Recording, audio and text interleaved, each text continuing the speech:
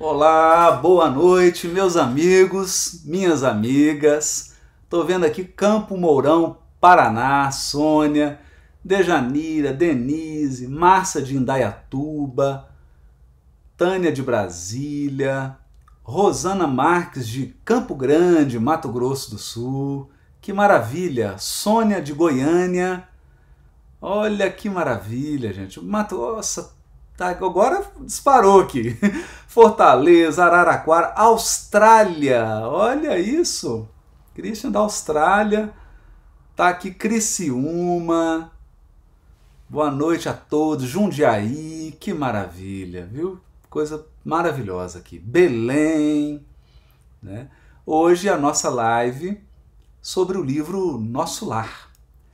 A nossa live no canal Haroldo Dutra Dias, Espiritualidade e Vida, para você que está chegando aí pela primeira vez, né? Então hoje é uma live sobre o livro Nosso Lar, e na semana que vem a live é sobre um tema que a gente escolhe com antecedência. E o tema escolhido já para a semana que vem é Brasil, Coração do Mundo, Pátria do Evangelho, né? Mas hoje o tema é Nosso Lar. Mas antes, minhas amigas, meus amigos, eu tenho um recado aqui muito especial, da Federação Espírita do Rio Grande do Sul. Eu vou dar esse recado hoje pelo menos umas 3 vezes, hein? Para quem está aqui começando, no meio aí da live e no finalzinho da live também. É o 10º Congresso Espírita do Rio Grande do Sul.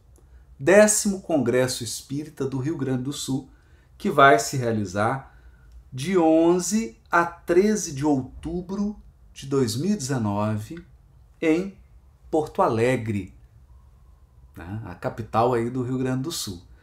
Gente, é muito importante esse congresso. Deixa eu dizer uma coisa para vocês. Há muitos anos eu tenho a honra de ser um dos convidados da Federação Espírita do Rio Grande do Sul, da FERGS. Tenho lá um amigo da minha alma, muito querido, que é o presidente da federação, Gabriel Salum, a vice-presidente Elizabeth Barbieri, uma mãe querida, uma grande conselheira, amiga, muito querida. E eles me pediram para divulgar aqui o congresso, que esse ano vai ser muito especial. Todos os anos é muito bom, eu amo participar desse congresso do Rio Grande do Sul. Pela inovação, eles foram corajosos, trouxeram metodologias de aprendizagem ativa para o congresso. Então, ao mesmo tempo que estão acontecendo palestras, acontecem oficinas de discussão e de debate, que é uma coisa assim maravilhosa que nós temos nesse congresso do Rio Grande do Sul.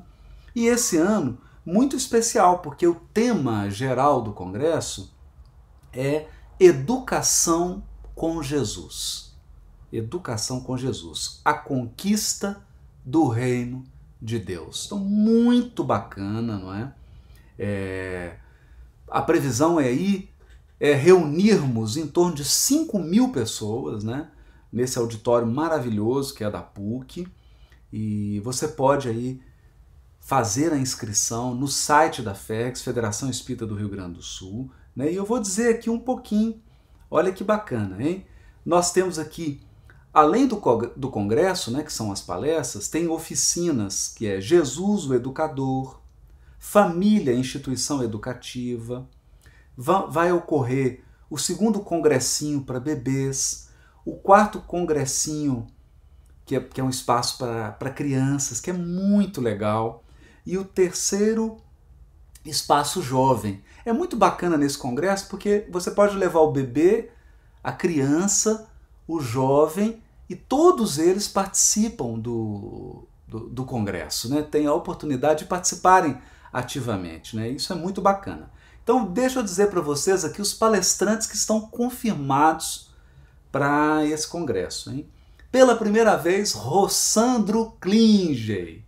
Isso mesmo, gente. Rossandro estará no Congresso da Federação Espírita do Rio Grande do Sul pela primeira vez. É uma alegria para todos nós, vou poder abraçar meu amigo lá no Rio Grande do Sul.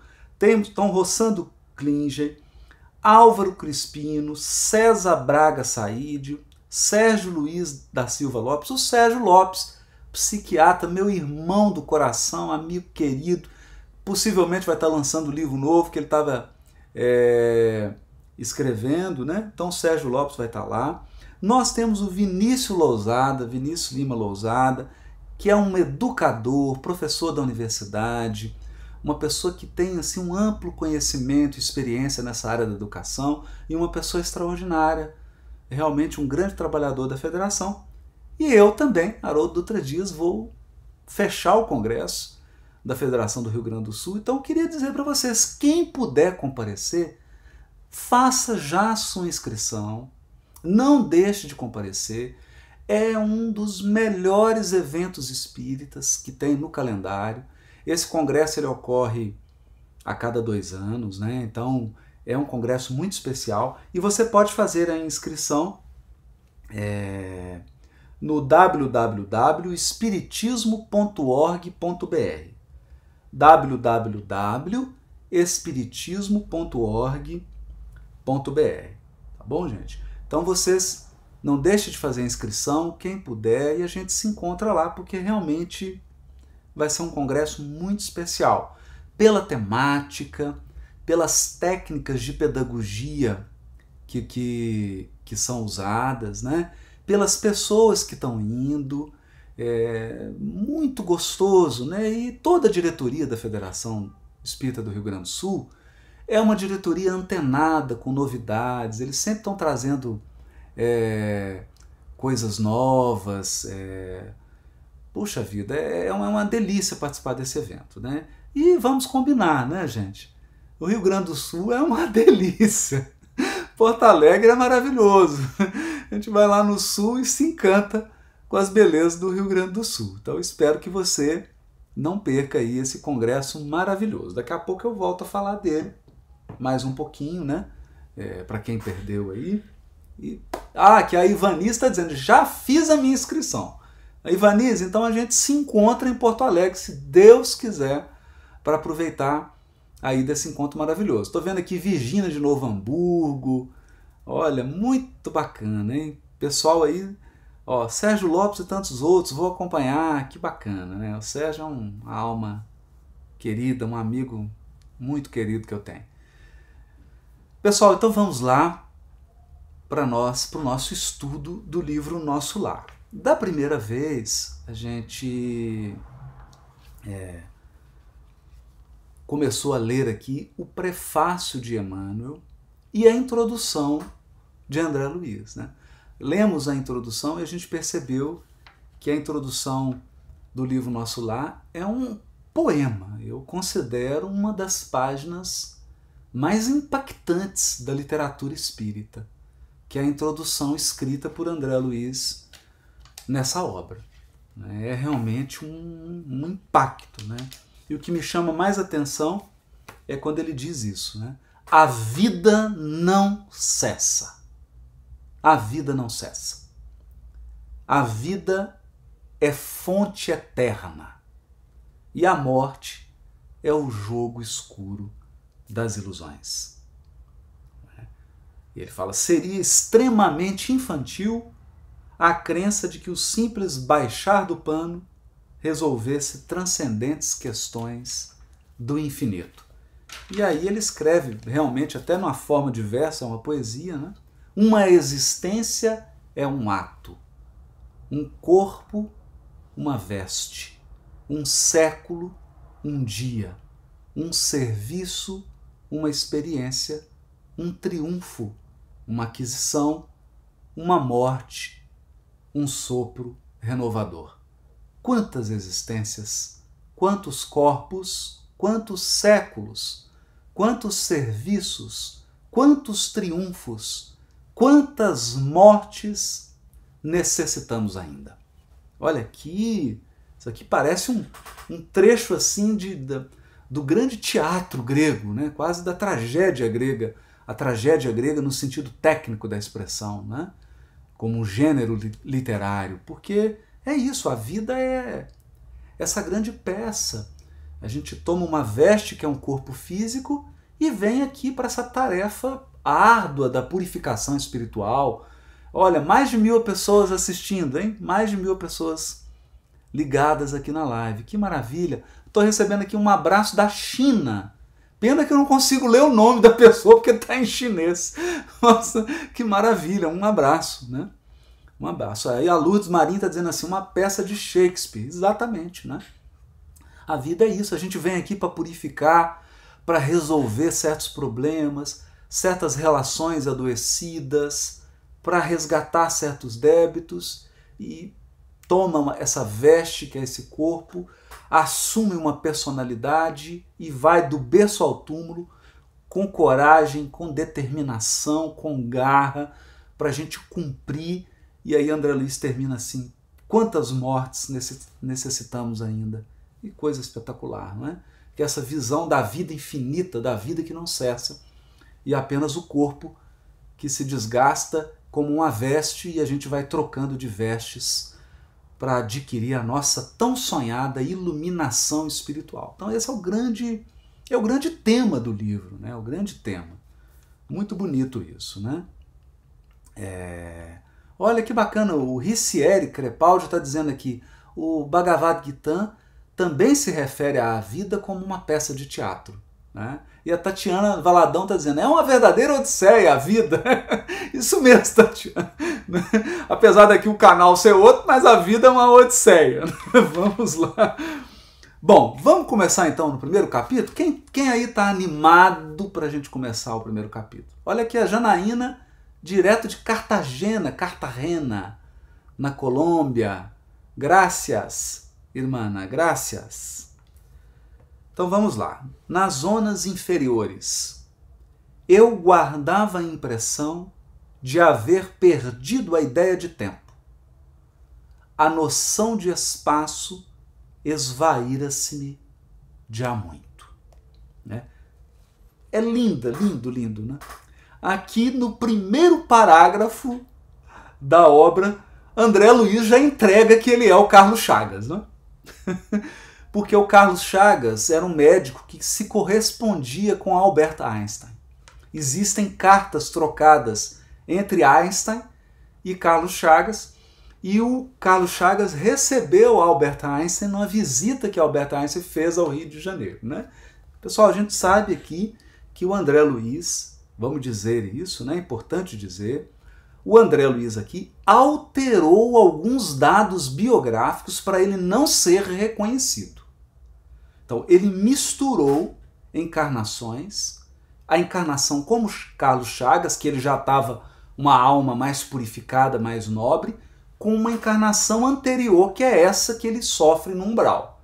Então, aqui ele misturou para não ser reconhecido, mas no primeiro parágrafo ele dá essa deixa aqui de espaço-tempo. Isso é uma coisa importante e eu gostaria de frisar esse primeiro parágrafo, já que aqui nós vamos fazer um estudo profundo da obra. Aqui nós não vamos ficar fazendo estudo superficial, não. Então, eu aconselho todo mundo a ler o capítulo antes, estudar, vir preparado. Olha, a Graça Caixeta está dizendo aqui, Carlos Justiniano Ribeiro Chagas, nasceu em Oliveira, 9 de julho de 1879, desencarnou no Rio de Janeiro em 8 de novembro de 1934. Isso mesmo, né? E prefaciou aqui, ó, Emmanuel prefacia a obra, 1943. Então, 9 anos depois, né, da desencarnação. A Cíntia está dizendo assim, ó, Haroldo, nascido na minha pequena Oliveira, né?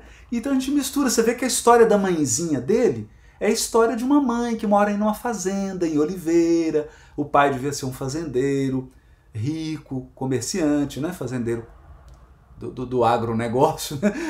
Vamos dizer assim, né?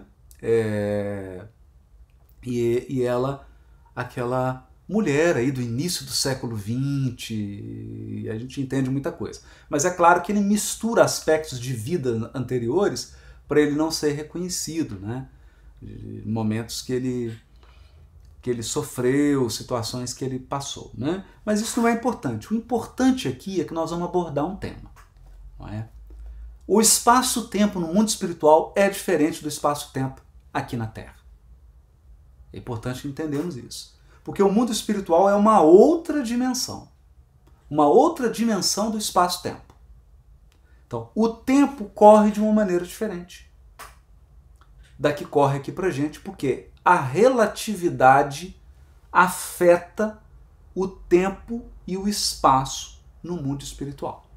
Né? Então, quando ele está dizendo aqui que eu guardava a impressão de haver perdido a ideia de tempo e a noção de espaço esvaíra-se-me há muito, quer dizer, ele estava sem noção de espaço-tempo, isso aqui não é poesia, isso aqui é verdade. É verdade. E todos nós...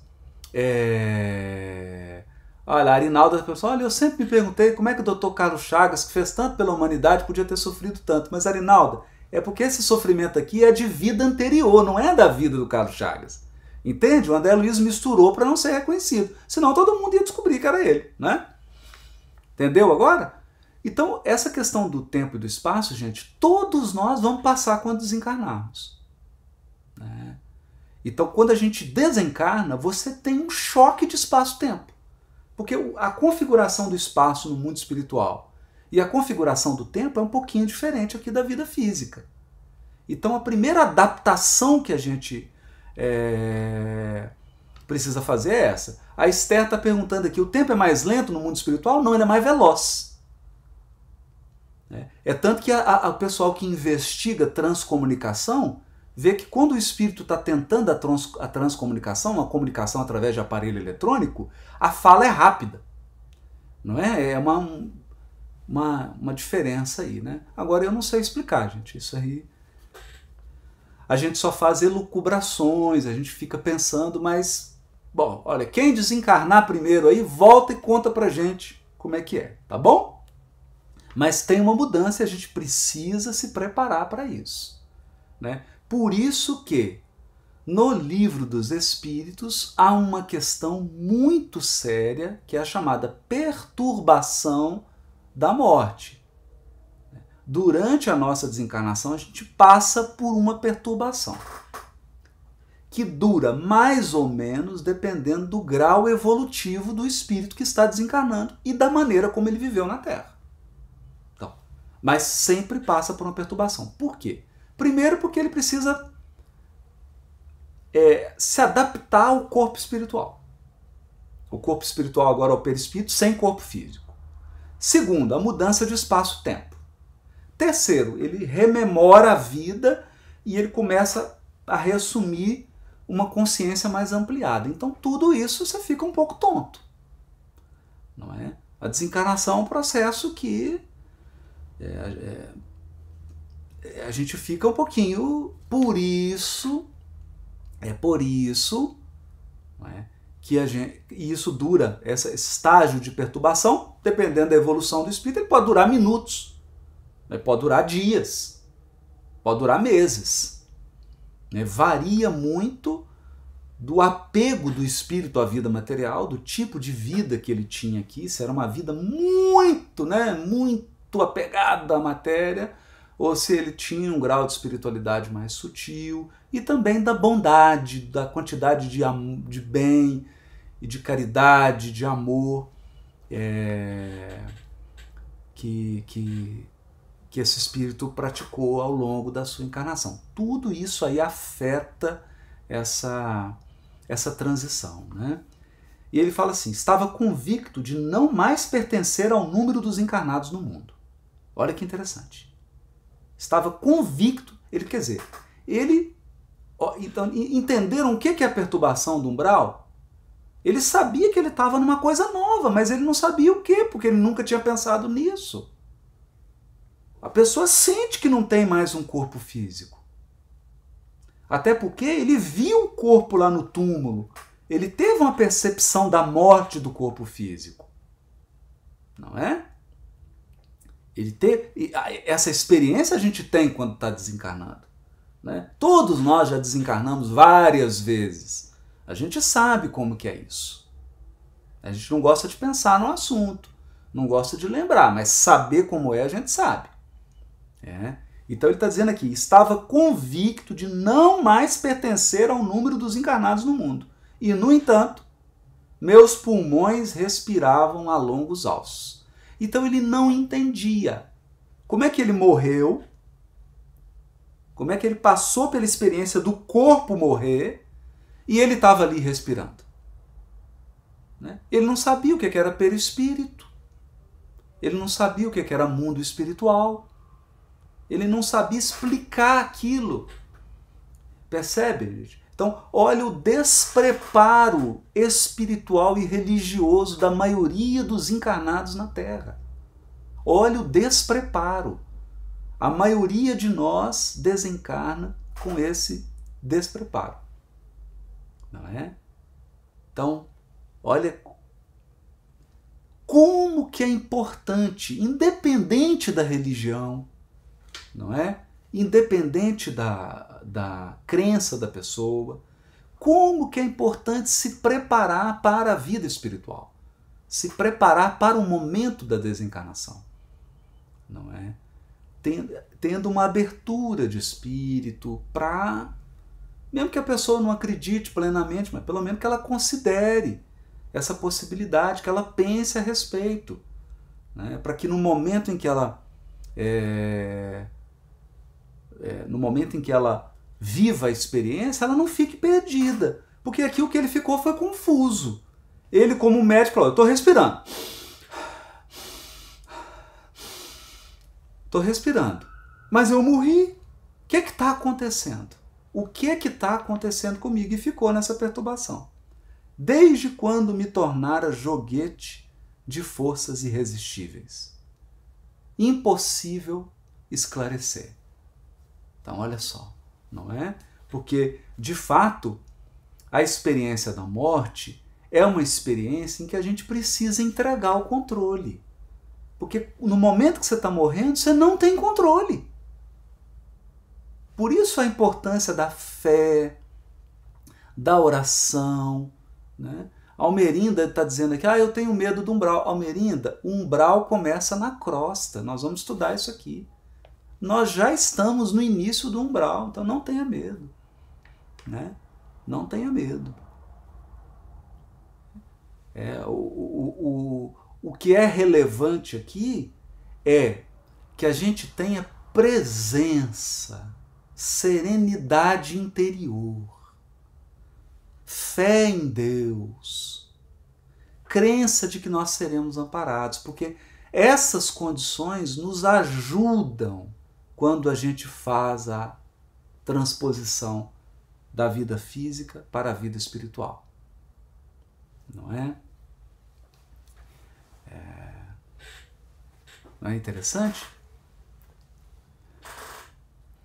Então, olha como que o que ele está dizendo aqui é que faltou a ele recursos interiores. Não é? E ele não estava disposto a entregar o controle. Então, foi uma pessoa que sempre controlava, sempre mandava, sempre estava no controle das situações, né? E ele agora estava tendo que exercer essa capacidade de entregar a Deus, né? O Cesanildo está perguntando, Haroldo, existem igrejas católicas, o Evangelho no nosso lar? Claro, Cesanildo. Em nosso lar existe espírito de todas as crenças. De todas as crenças. E elas são profundamente respeitadas. Tem padres, freiras, budistas, monges, pastores. Não tem isso. Não é? Deus é pai de todos. Deus é o pai de todos. Todos somos irmãos, filhos do mesmo pai, não é isso? Então vamos lá. Sentia-me, na verdade, amargurado duende nas grades escuras do horror. Cabelos eriçados, coração aos saltos, medo terrível senhoreando-me. Muita vez gritei como louco, implorei piedade e clamei contra o doloroso desânimo que me subjugava o espírito. Mas quando o silêncio implacável não me absorvia a voz estertórica, lamentos mais comovedores que os meus respondiam-me aos clamores. Outras vezes, gargalhadas sinistras rasgavam a quietude do ambiente. Algum companheiro desconhecido estaria, a meu ver, prisioneiro da loucura. Formas diabólicas, rostos álvares, expressões animalescas surgiam, de quando em quando, agravando-me o assombro. A paisagem, quando não totalmente escura, parecia banhada de luz alvacenta, como que amortalhada em neblina espessa, que os raios do sol aquecessem de muito longe. Então depois nós vamos entender isso aqui. O que é isso aqui? Esse ambiente pesado, escuro do umbral é matéria mental de quem está lá. Porque o pensamento é força viva. Escutem, olha que importante isso. O pensamento é força viva. A questão é que quando a gente está no corpo, o corpo funciona como uma esponja. Ele absorve os nossos pensamentos. Aí você tem uma gastrite, você tem uma ansiedade, né? Você tem um outro tipo de problema, não é? Mas quando você está no mundo espiritual, não tem mais o corpo para ficar sugando a matéria mental. Aí o que você pensa, não é? Aquilo que você pensa, aquilo que você sente de verdade, não é o que você finge pensar e finge sentir na sociedade. É o que você cultiva dentro, né? O pensamento e o que está dentro, não é? Então, isso aí começa a impactar o ambiente. Começa a tornar aquele ambiente um ambiente apavorante. E por quê? Porque a maioria das pessoas que estão lá estão num pensamento desesperado, numa ansiedade, numa situação em que eles são incapazes de terem serenidade para fazer uma oração. Percebe? Serenidade para fazer uma oração. Serenidade para pedir perdão. Serenidade para sentir a presença dos amigos espirituais, porque depois nós vamos perceber, aqui o André Luiz está descrevendo isso, né? Essa cena horripilante. Mas depois nós vamos perceber que não faltou auxílio. O Clarencio estava lá ao lado dele, visitava ele com frequência. Ele estava sendo acompanhado pela colônia Nosso Lar, mas ele não abria no psiquismo dele oportunidade de ser atendido. Perceberam, gente? Não abria oportunidade. Então, isso é muito ruim. Por isso que eu falo, é muito importante, enquanto nós estamos encarnados, desenvolvermos o hábito da oração. Oração constante, várias vezes ao dia. Não é? Desenvolvemos o hábito da meditação, que é presença, um estado de presença, concentrar no que nós estamos fazendo, né? Ter aquela total e plena concentração no que está fazendo, aprendermos a controlar nossa respiração, a controlarmos o nosso pensamento e a entrarmos em contato com as energias espirituais do bem, do amor, eliminando mágoa, ressentimento, ódio, desespero do nosso coração. É um processo de higiene mental, né? A Rafael está lembrando aí, a água fluidificada, não é? Então, isso tudo é muito importante, né?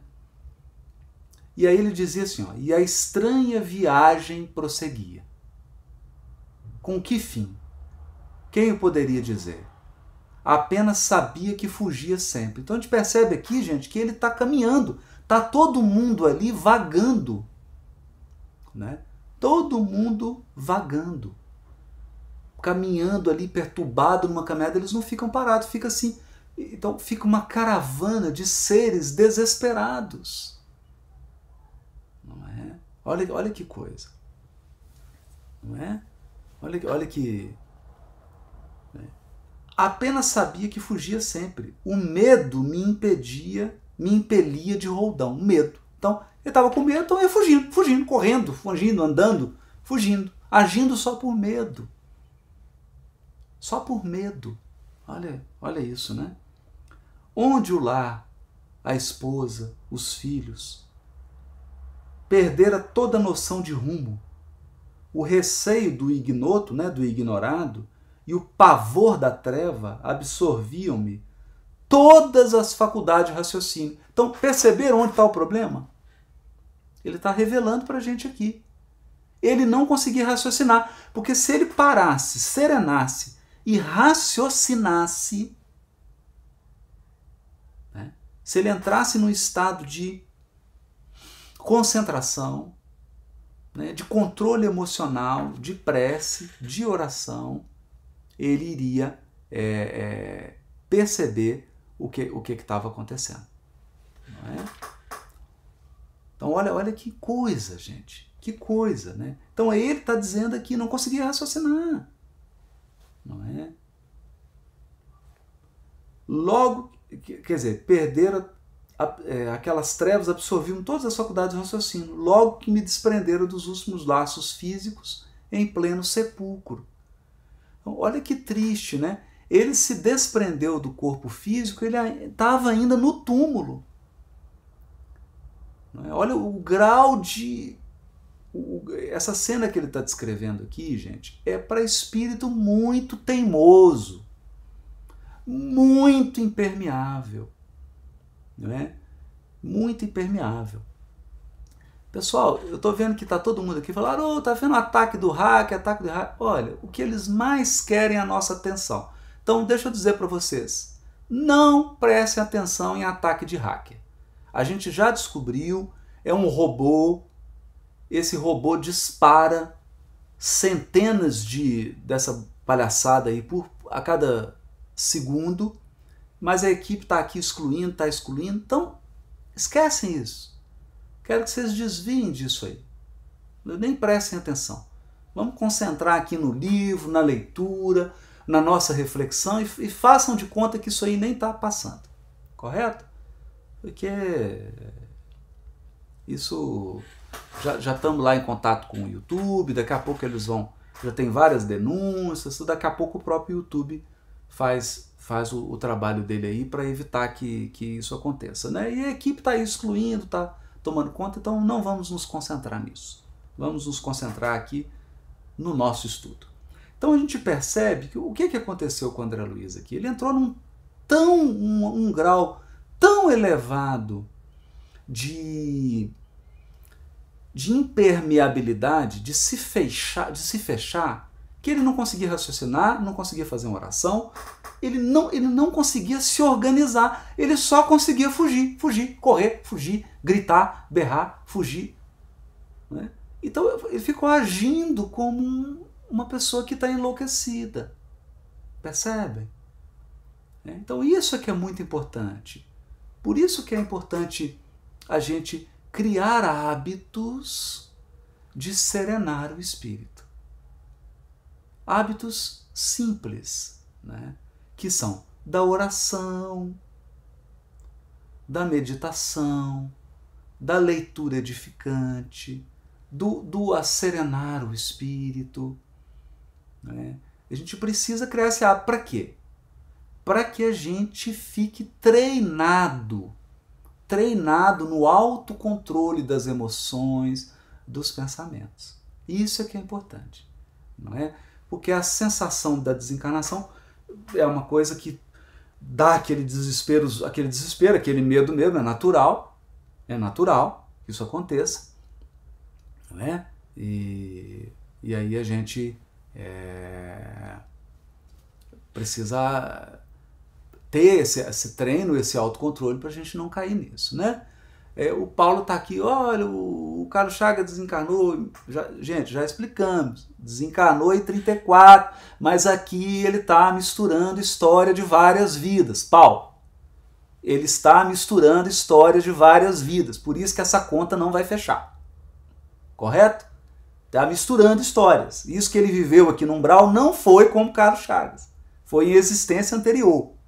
Então, Então não adianta você ficar, porque não vai fechar. Ele misturou aqui para se esconder, para que a gente não conseguisse identificar a identidade dele, enquanto os parentes ainda estavam encarnados, para evitar o quê? O mesmo problema que aconteceu com Humberto de Campos, que foi um processo judicial. Correto? Então, a gente já tinha falado, mas só frisando aqui para ficar bem claro isso. Então, gente, esse hábito é muito importante. A gente percebe aqui o grande responsável pelo sofrimento do André Luiz foi desespero e culpa.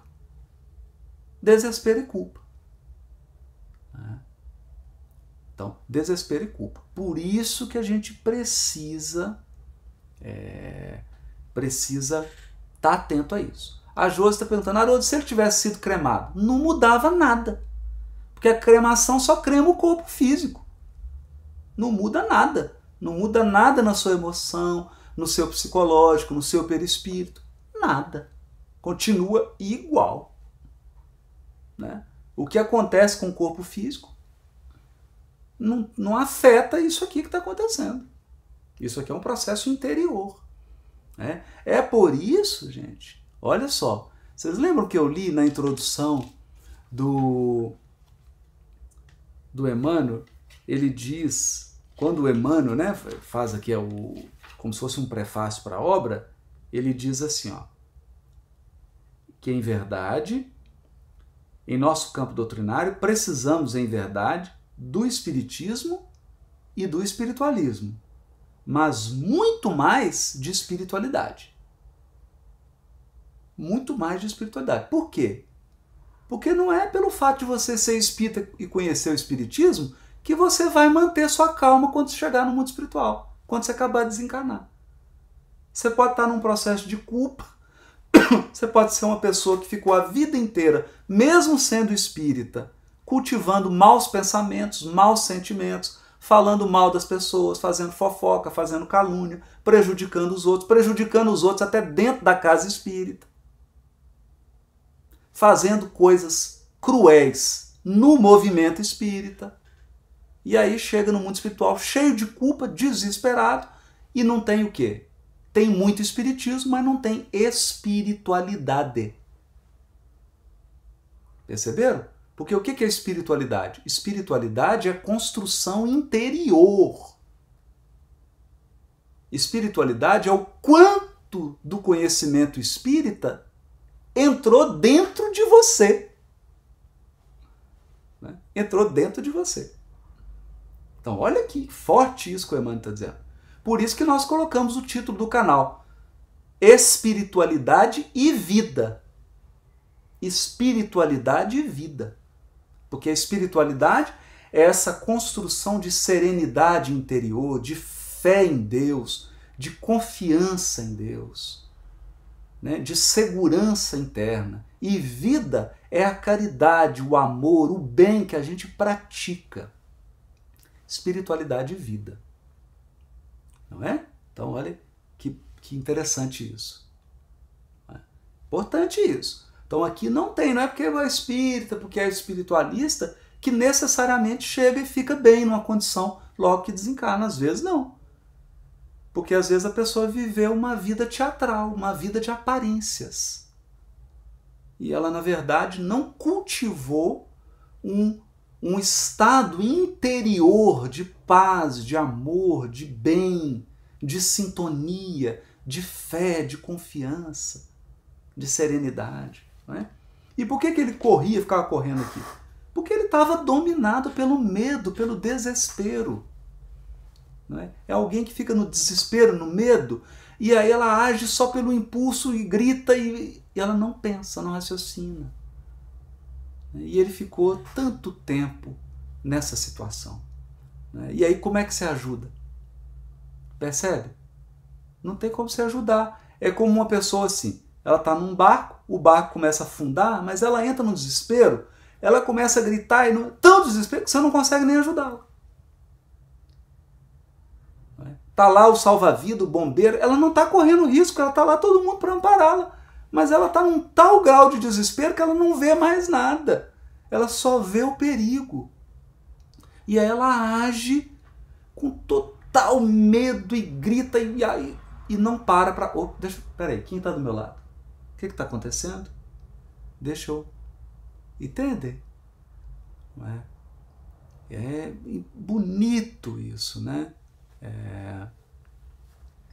Então, muito importante isso, né? Muito importante, né? Esse controle emocional, esse controle, técnicas, tudo quanto é técnica que nos ajuda a ter presença, a conseguir concentração, que a gente consiga viver o presente, estar totalmente presente e concentrado no que a gente está fazendo. Tudo que nos ajuda a alcançar isso é maravilhoso. O hábito da oração, em que você lava a alma, porque a oração é uma cachoeira que lava a alma. Né? Tão bonito, né? Que é, como que faz isso? Isso. Então vamos lá. Atormentava-me a consciência. Olha o que ele vai dizer, hein? Olha o que o André Luiz está dizendo. Atormentava-me a consciência. Preferiria a ausência total da razão, o não ser. Olha isso, gente. Então, ele estava brigando com o fato dele estar consciente. Olha, que ele preferia que a crença dele se confirmasse. Que não tivesse nada, que ele não tivesse consciência nenhuma, que tudo tivesse acabado. Do que estar vivendo aquele tormento. Então, brigando com o fato dele ter consciência. Muito triste isso, né? Que situação aqui narrada pelo André. De início, as lágrimas lavavam-me incessantemente o rosto. E apenas em minutos raros felicitava-me a bênção do sono. Olha isso. Adormecia minutos, né? Interrompia-se, porém, bruscamente, a sensação de alívio. Seres monstruosos acordavam-me, irônicos. Era imprescindível fugir deles. Olha. Né? Então, está ali naquela comunidade de espíritos perturbados, desesperados, muitos deles espíritos que foram francamente cruéis, praticaram a maldade conscientemente e, portanto, chegam no mundo espiritual e o perispírito está completamente deformado, porque o mal deforma, a maldade deforma a alma, não é? É uma lepra, né? A maldade é uma lepra. Ela deforma o perispírito. Isso é importante a gente... Por quê? Porque o pensamento é força viva. Para o bem e para o mal. Então vamos lá. Reconhecia agora a esfera diferente a erguer-se da poalha do mundo. E todavia era tarde. Pensamentos angustiosos atritavam-me o cérebro. Mal delineava projetos de solução, incidentes numerosos impeliam-me a considerações estonteantes. Então olha para você ver. A hora que ele começava a adquirir uma consciência, começava a esboçar um raciocínio, é claro, aquela multidão não quer. Aquela multidão não quer. Então a multidão puxava ele para perturbação e ele cedia. Então ele não tinha resistência moral. Não é?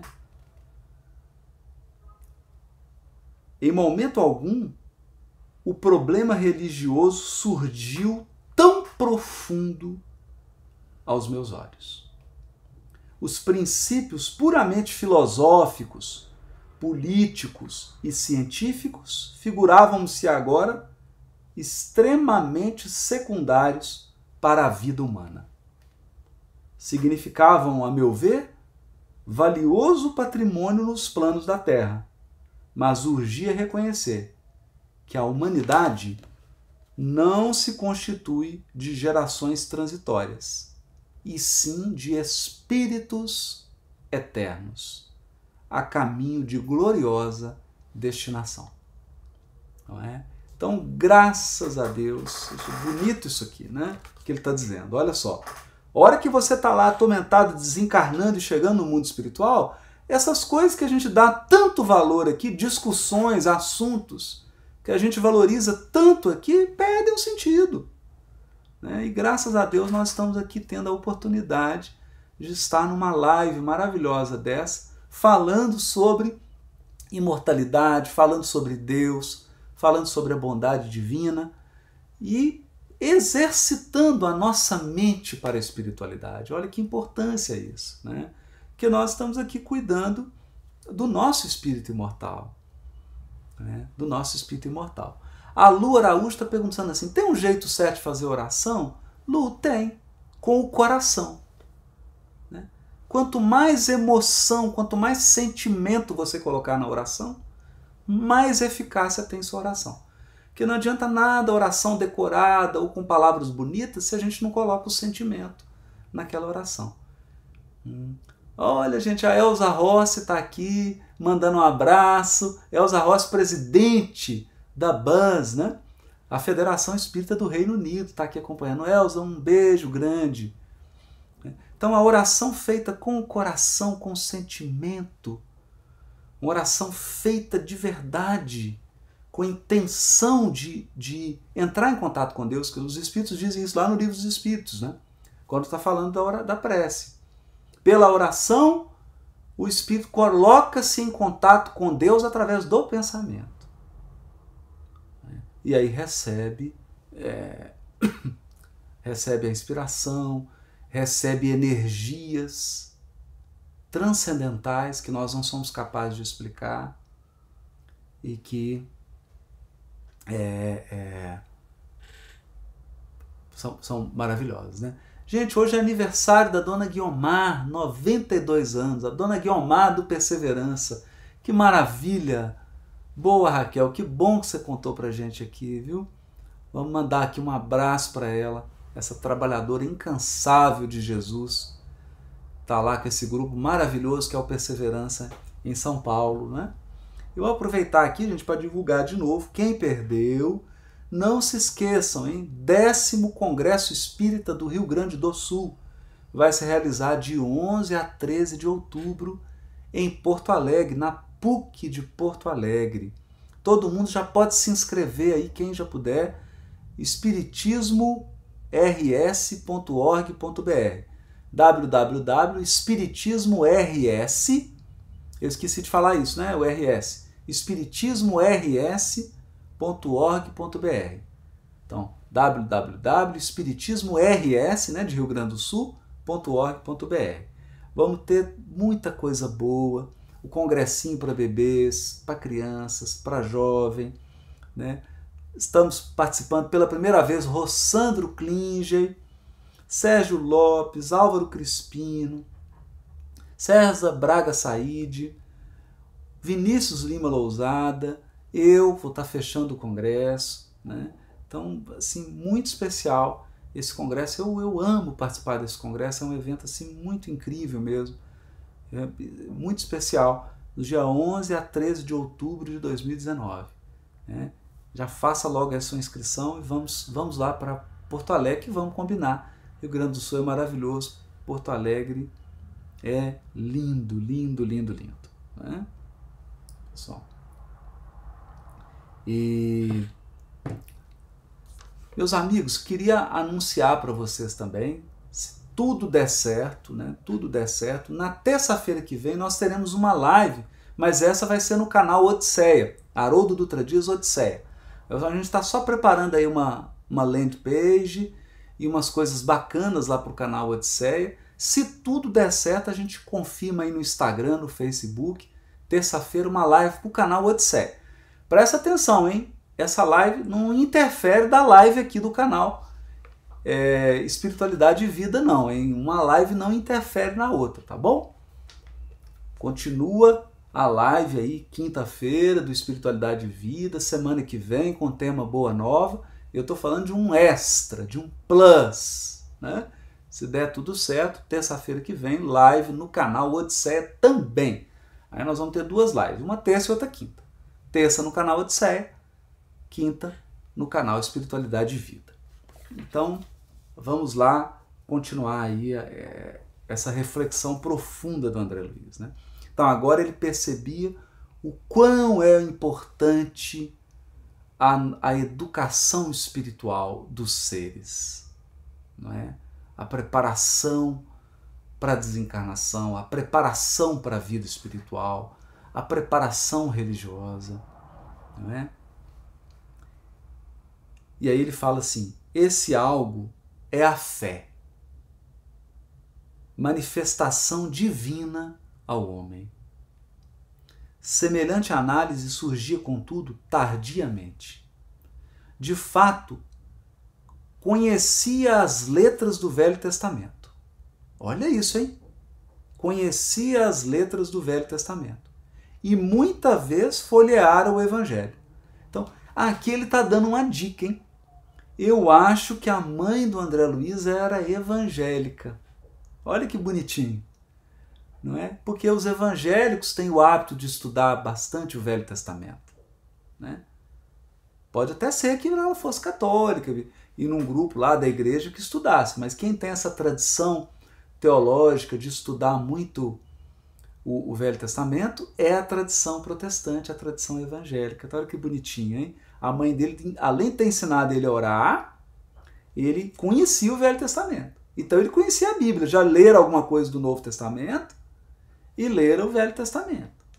Entretanto, era forçoso reconhecer que nunca procurara as letras sagradas com a luz do coração.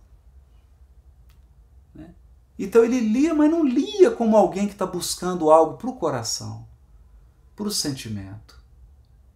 Ele está dizendo, ele lia como se fosse um deleite intelectual. Não é? Identificava-as através da crítica de escritores menos afeitos ao sentimento e à consciência, ou em pleno desacordo com as verdades essenciais. Não é? Então estava ali naquela moda de ficar lendo autor que adora criticar a Bíblia, autor que adora criticar textos sagrados sem conhecer nada de interpretação bíblica, né? Mas critica. E ele adorava ficar naquilo ali, mas nunca procurou essa literatura de espiritualidade com o coração, como alguém que procura uma fonte para matar a sede. Gente, olha que coisa, hein? Que coisa. A Elizabeth de Barros está perguntando, vai ser feito o estudo das obras de André Luiz aqui no canal? Mas, Elizabeth, mas é exatamente o que nós estamos fazendo. Não só estamos fazendo o estudo, como começamos pela obra de André Luiz, Nosso Lar, e estamos aqui neste momento estudando Nosso Lar. 2 vezes por mês vamos estudar a obra de André Luiz, Nosso Lar, e vamos seguir na sequência, né? Para quem está chegando aí. Noutras ocasiões, interpretava-as com o sacerdócio organizado, sem jamais sair do círculo de contradições onde estacionara voluntariamente. Então ele estava procurando o texto,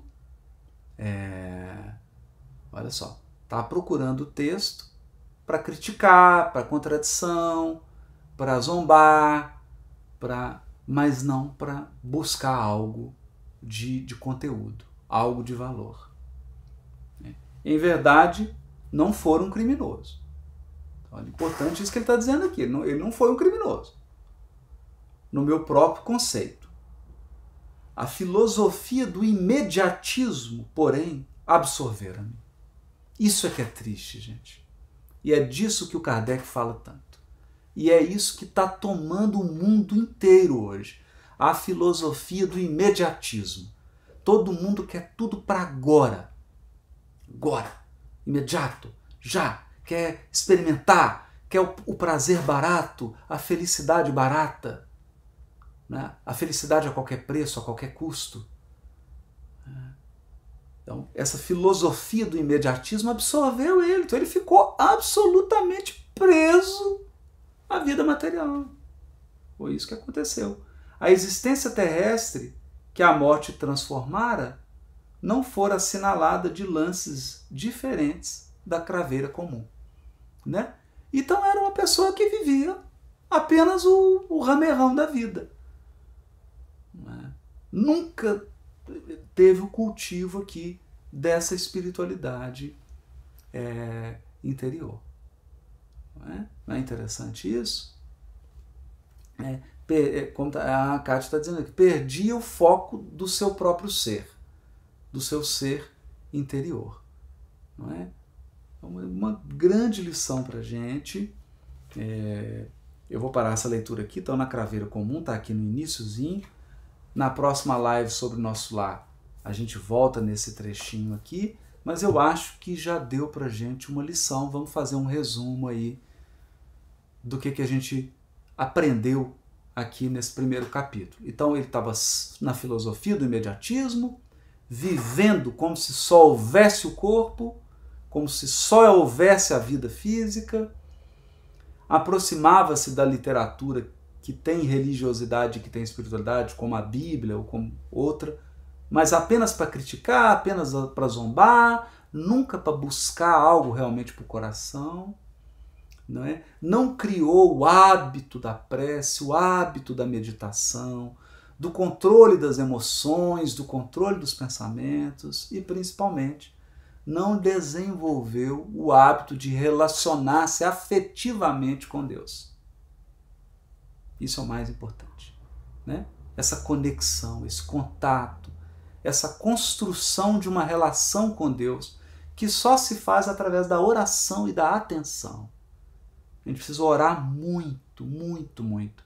E precisa estar atento às circunstâncias, atento às pessoas, atento ao que nós estamos fazendo, presença. Né? Essa presença, concentrar no que você está fazendo. Não é? Ter gratidão pelo agora, pelo hoje. Né?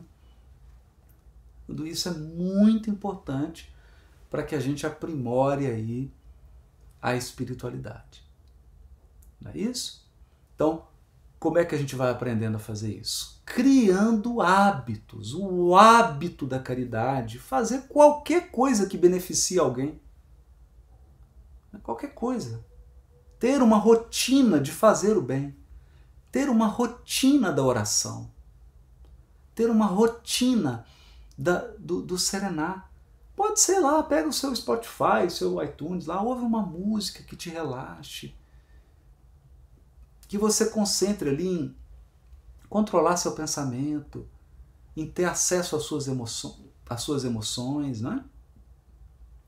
Isso tudo vai treinando a alma a esse autocontrole. E acreditem, gente, isso é definidor no processo da nossa desencarnação. Não é? É isso que conta. O bem que nós praticamos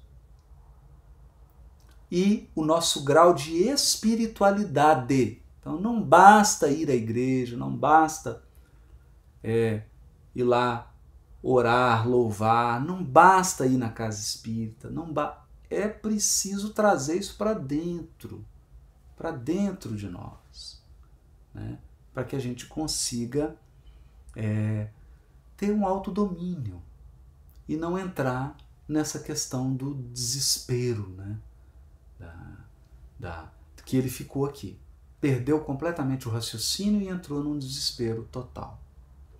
É isso? Então essas são as lições que nós estamos aprendendo aqui com o nosso lar. Eu queria agradecer a presença de todos. Vocês ficaram firmes aí, concentrados com o estado de presença, né? Temos até o Alberto aqui de Saragossa, na Espanha, muita gente aí fora do país acompanhando, e a gente aqui tendo a oportunidade de nós juntos, né, construirmos essa nossa reflexão sobre a vida espiritual. Não importa se você é católico, se você é evangélico, você é budista, judeu, muçulmano, está aqui acompanhando a live, não tem problema.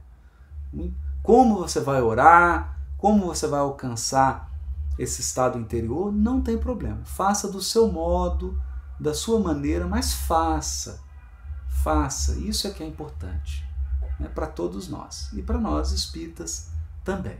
Então, que todos vocês tenham uma noite abençoada, abençoadíssima, muita paz na sua casa, na sua família, no seu lar, muita paz para os seus entes queridos e, sobretudo, paz para você, né? Serenidade, cuida do seu coração, cuida da sua alma e que Deus possa te envolver com muitas bênçãos, com muito amor a todos que nos acompanharam aí.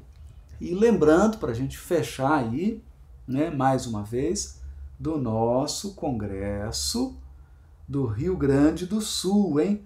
O 10º Congresso Espírita do Rio Grande do Sul, que vai realizar-se de 11 a 13 de outubro em Porto Alegre, na PUC de Porto Alegre.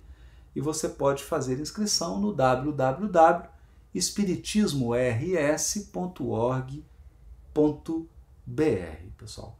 Quem já puder, faça sua inscrição quanto antes, porque, olha, as vagas se esgotam rapidamente, hein?